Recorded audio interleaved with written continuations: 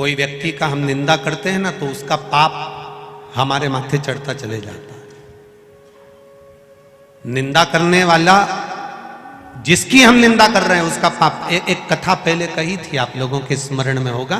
एक राजा को एक बीमारी लग गई, पूरा शरीर टपक रहा, गिर रहा, पूरा शरीर टपक रहा, गिर रहा, बड़ी भयंकर बीमारी, गल गल कर शरीर नीचे गिर रहा था। राजा ने सारे वेदों को दिखाया, सारे डॉक्टरों को दिखाया, पर राजा का शरीर ठीक नहीं हुआ। आखिरी में राजा ने विचार कर अब करूं तो करूं क्या। गुरु जी के पास गया, गुरुदेव मेरे शरीर में एक रोग लग गया, शरीर टपक टपक कर जमीन पर गिर रहा है, गुरुदेव मेरा शरीर गल रहा है, गुरु जी आप बताओ, कुछ अच्छा बता दीजिए। गुरु जी ने कहा, राजन तेरा शरीर गिर रहा है? हाँ। टपक रहा है? हाँ। शरीर गल रहा है? हाँ। राजन तेरा भाई था ना, वो तो मर गया, भाभी कहां है? घर में। राजन एक काम कर, जहां जिस कक्ष में तेरी भाभी सोती है उस कक्ष के बाहर रात्रि के समय पर जाकर दरी बिछाकर सोना चालू कर दे। किसी को बताना मती, किसी को बोलना मती, किसी से कुछ कहना मती, बस भाभी के कमरे के बाहर जाकर सोना चालू कर दे। ठीक है महाराज, इससे अच्छा हो जाऊंगा? बिल्कुल अच्छा हो जाएगा, जा सो। अब गुरु जो बताता है बड़ा विचित्र बताता है। दुनिया के लोगों को भले लगता है क्या शंकर जी को जल चढ़ाने से ऐसा हो सकता है, क्या बेलपत्र चढ़ाने से ऐसा हो सकता है, क्या धतूरा चढ़ाने से ऐसा हो सकता है, क्या शहद चढ़ाने से ऐसा हो सकता है, क्या चावल का दाना चढ़ाने से ऐसा हो सकता है, क्या शंकर जी के मंदिर में सफाई करने से, शिव जी के मंदिर को धो देने से, शंकर के मंदिर को साफ कर देने से क्या हमारी बीमारी समाप्त हो सकती है? क्यों नहीं हो सकती? अगर गुरु कह रहा है तो समझो, क्यों नहीं हो सकती? जाओ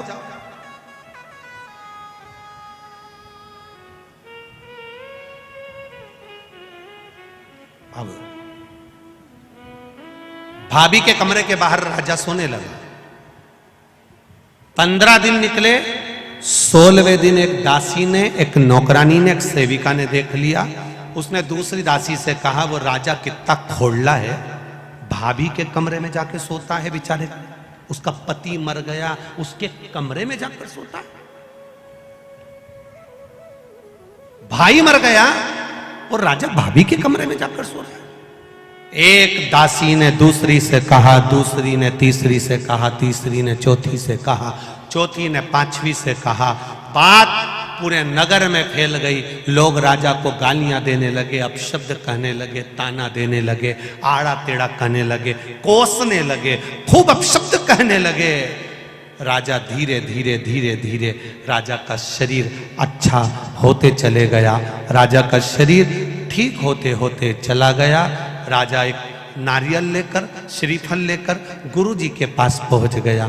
गुरुजी, किसी डॉक्टर की दवाई नहीं लगी, किसी वेद की औषधि नहीं लगी, केवल भाभी के कमरे के बाहर सोने से मेरी बीमारी ठीक हो गई। कैसे हो गई? गुरुजी ने कहा, राजा तेरा पाप बहुत बढ़ गया था, उस पाप को समाप्त करने के लिए तेरी निंदा करवाना प्रारंभ करी, तेरी बुराई करवाना प्रारंभ करी। दुनिया के लोगों ने जब तुझे गाली देना चालू करा, अपशब्द कहना चालू करा, बुराई करना चालू करा, निंदा करना चालू करा, तो तेरा रोग, तेरी बीमारी अपने आप समाप्त हो गई। तेरा रोग मिट गया, तेरी बीमारी समाप्त। तुम देखना, अपने अपने घरों में देखना,